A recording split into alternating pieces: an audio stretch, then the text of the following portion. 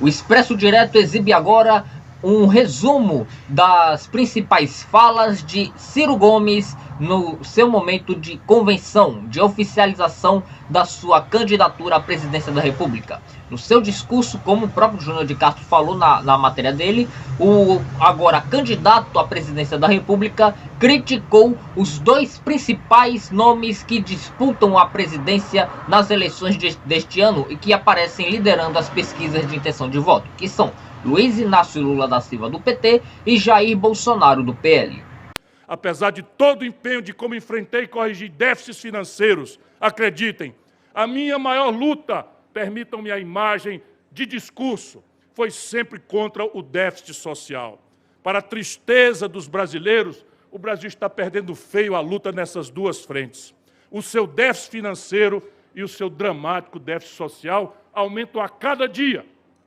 E no círculo vicioso da incompetência, do oportunismo e da bandidagem, tenta-se sempre corrigir um, agravando o outro. Sem falar do agravamento do déficit moral, que contamina historicamente as nossas relações políticas. Ou seja, somos vítimas, os brasileiros, mais do que nunca, da falta de vergonha, do roubo e da exploração da pobreza, dosados pela insensibilidade e mediocridade de uma classe dirigente inescrupulosa e incapaz.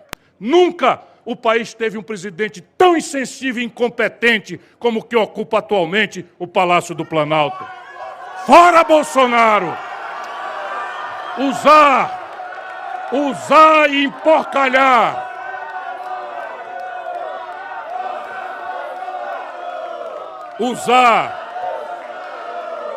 Usar e emporcalhar.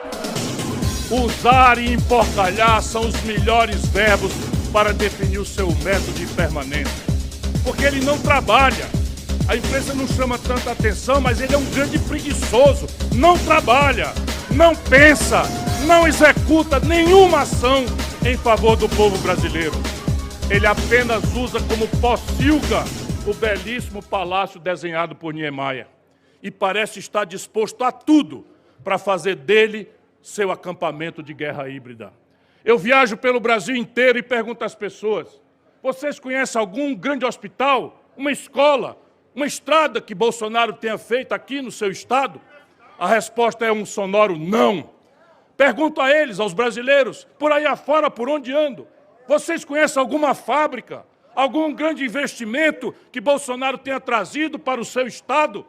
A resposta é outro sonoro não. Eu pergunto a eles: vocês já assistiram algum gesto de carinho, de empatia, ou pelo menos de compaixão desse presidente genocida? A resposta é mais um sonoro não. E eu agora pergunto a vocês: alguém aqui já viu alguma decisão ágil, precisa, tomada no momento certo e em favor das pessoas certas por esse ser hediondo? Seguramente não. Seguramente não.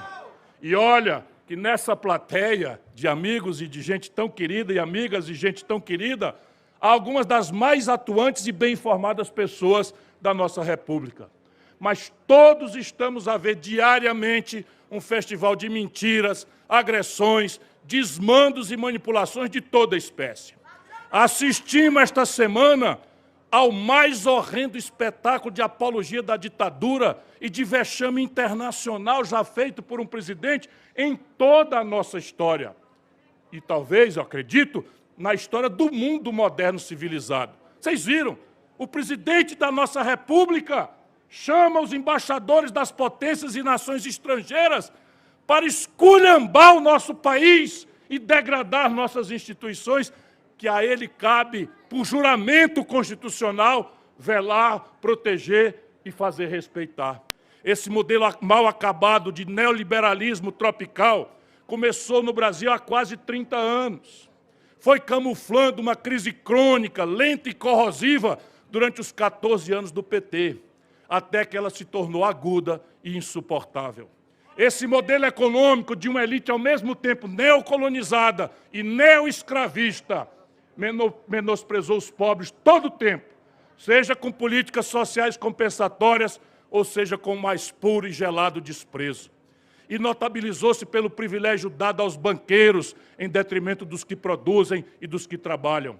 Seu modelo social é o pobrismo, que significa, entre outras coisas, procurar pacificar, contentar os pobres com migalhas e transferir o centro da verdadeira riqueza para os ricos brasileiros.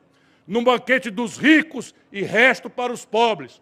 Collor preparou a cozinha, Fernando Henrique serviu a mesa e Lula temperou a comida. Dilma, Temer e Bolsonaro apenas requentaram um prato. Todos, absolutamente todos, serviçais dos mesmos patrões e seguidores da mesma receita.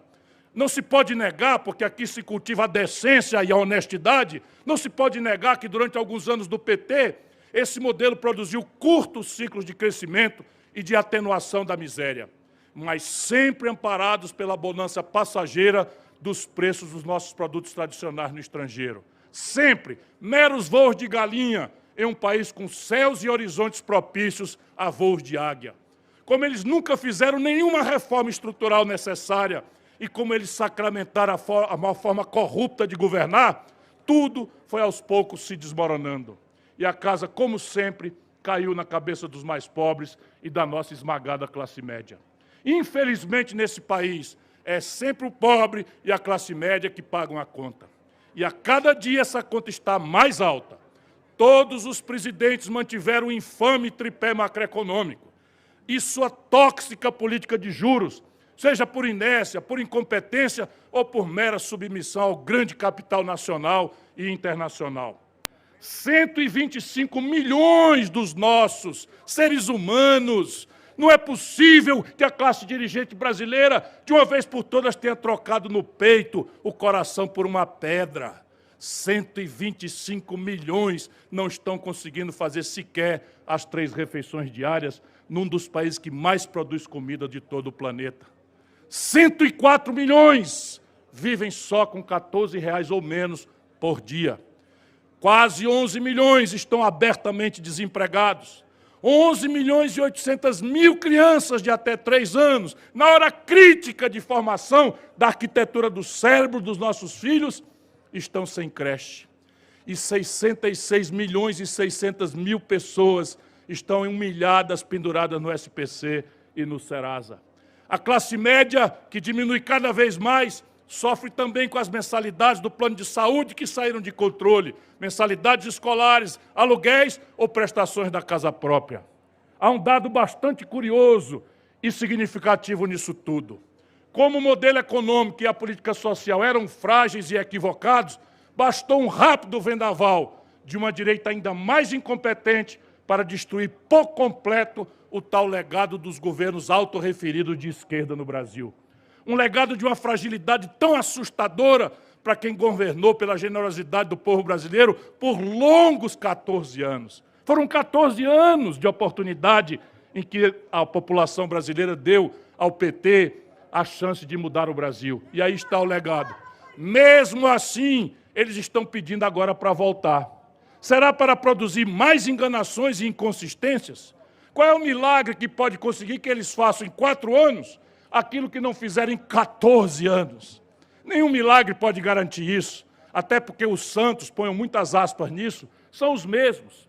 E eles estão até muito piorados. Olha, eu vendo aí as fotografias dos acordos, dos conchavos, da falta de escrúpulo com que chama o povo brasileiro para lutar contra o golpe, para no dia seguinte estar abraçado e beijando na boca com toda intimidade aqueles que promoveram o golpe. Estão mais desatualizados, mais arrogantes, prepotentes e alguns até mais vorazes. Os mais gulosos, lá no Ceará tem um, os mais gulosos com a síndrome de abstinência de quem ficou fora da comilança por algum tempo, querem se lambuzar de novo sob o olhar faminto de milhões de brasileiros. Que grande ironia eles pedirem para voltar, alegando que vão fazer agora o que não fizeram. Que triste que tente se aproveitar da sofrida, fraca memória das pessoas para dizer que realizaram uma obra que nunca foi realizada. 14 anos aqui, e o que o lulismo conseguiu foi parir Bolsonaro. Que obra monumental, não é? Que obra monumental. Ou alguém acredita de sã consciência que o Bolsonaro chegou de Marte navegando uma carruagem de fogo. Bolsonaro é produto da construção magoada e iludida do povo brasileiro, machucado pela mais grave crise econômica e pela mais grave revelação de escândalo de ladroeira levado ao centro de modelo de pelo lulopetismo. Companheiros e companheiras, o Brasil chegou a essa situação porque a esquerda de goela e direita foram e são cúmplices do mesmo modelo e são incapazes de propor uma saída, de abrir um novo caminho. É por isso que Lula e Bolsonaro querem transformar essa eleição na mais vazia de debates e de confronto de ideias de todos os tempos. Ora, vejam, o Brasil vive a pior crise da nossa história e os dois dos principais responsáveis por essa crise estimulam a polarização vulgar, personalista e odienta, um alimentando o outro, um agredindo moralmente o outro, reduzindo tudo a uma trágica e ridícula disputa pessoal. Essa polarização odienta, despolitizada e apaixonada não produz diagnósticos para os nossos problemas, não constrói soluções, apenas xingamentos morais e ideológicos. Os dois disputam entre si quem é o mais corrupto, quem é o mais autoritário, quem é o mais fascista ou quem é o mais comunista. Parece que nós estamos nas antecedências da Segunda Guerra Mundial. Xingam quem é o ateu, o abortista e o homofóbico. É essa a pauta de discussão que eles têm para apresentar ao país? São estes os problemas mais cruciais do povo brasileiro? Aonde estão as novas propostas para a educação? O Brasil está perdendo a corrida da economia do conhecimento, do mundo digital, estão regredindo em matéria de educação, ciência, tecnologia e cultura. A saúde, cadê a proposta para um povo que está passando a dificuldade que o nosso povo está passando? Cadê as ideias, o debate, o diagnóstico sobre a segurança pública num país em que o espinho do medo está espetado no coração de todas as famílias e as periferias estão aterrorizadas pelo combate das facções criminosas que se sediaram no país sem nenhuma inovação institucional ao longo dos últimos 20 anos e sem aventar um centavo proporcionalmente o orçamento, minha cara Marta Rocha, despendido pelo setor público no enfrentamento da violência. Como é que farão o país crescer e gerar mais empregos? É insultando um de comunista e outro de fascista? Isso não gera emprego, não bota comida no prato de ninguém. Como é que eles pensam para fazer a recuperação da indústria nacional que está sendo destruída? O que é que eles pensam fazer para o futuro da Amazônia? O Brasil está perdendo o controle sobre o seu território. O que é que vão fazer para controlar a inflação, sem produzir recessão como estão produzindo, e para baixar os preços sem gerar desabastecimento? Vão matar a fome dos pobres distribuindo picanha e cerveja? Vão resolver o problema da segurança distribuindo arma para todos? Vão acabar a corrupção convidando os mesmos corruptos para que continuem, para que fiquem onde estão, como faz o Bolsonaro? Ou chamando aqueles velhos e manjados corruptos de volta, como despudoradamente Lula está fazendo? Este, sim, é o maior crime de lesa-pátria de todos os tempos. Essa postura de Bolsonaro e de Lula não é apenas uma zombaria com o destino do povo brasileiro, como também uma seríssima ameaça de que o caos possa tomar conta do país. Que o Brasil vire uma antinação, um estado zumbi, um acampamento de eternos miseráveis a despertar a cobiça ou a mera compaixão do mundo. Pelos seus erros, Lula parece ter saído da prisão para aprisionar o Brasil em uma camisa de força. Por sua péssima índole, Bolsonaro, que chegou ao poder pelo voto, quer usar o voto para destruir as eleições e a própria democracia. Para isso, está fazendo uma criminosa engenharia reversa com a máquina mais modernizadora do nosso sistema eleitoral, a urna eletrônica. Os seguidores dos dois lados ouvem a música encantatória dos seus líderes e mergulham em uma espécie de transe coletivo, envoltos irracionalmente em um neurótico conflito político que pode destruir o país. Para não me alongar muito mais do que já fiz, volto a pedir desculpas e a agradecer o carinho e a generosidade, mas é um documento que eu quero assinar num país que está fugindo do debate. Eu quero, para não me alongar mais do que já fiz, rápidos tópicos desse projeto nacional, que todos poderão ver mais detalhados e poderão me ajudar a partir do meu livro, do site, centenas de vídeos espalhados na internet, e é papel da militância com os materiais novos que apresentaremos na campanha. De forma telegráfica que seja, eu vou repetir alguns rapidíssimo desses projetos. Taxaremos as grandes fortunas superiores a 20 milhões de reais. Mesmo com uma taxação moderada, prestem bem atenção, eu quero cobrar 50 centavos, R$0,5, a cada R$100 das grandes fortunas superiores a 20 milhões de reais, e a arrecadação prevista é de 65 bilhões de reais por ano. Eu quero cobrar imposto de novo, como já fiz quando fui ministro, sobre lucros e dividendos dos grandes empresários. No mundo, apenas 3 países além do Brasil não cobram. Eu já cobrei quando fui ministro da Fazenda do grande presidente Itamar Franco.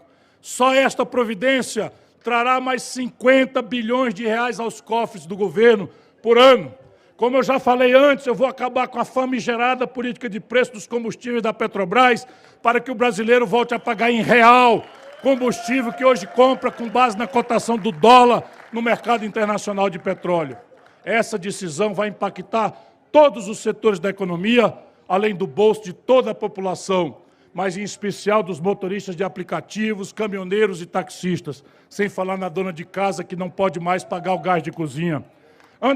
Ainda falando do bolso do povo, eu vou ajudar a resolver o endividamento de 66 milhões de brasileiras e brasileiros que estão com nome sujo no SPC e no Serasa, renegociando suas dívidas com abatimento grande e parcelamento a juros baixos.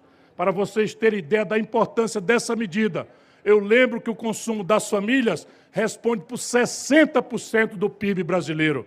Se elas estão sem crédito, sem renda ou sem emprego, é absolutamente impossível retomar o desenvolvimento, reativar a economia brasileira.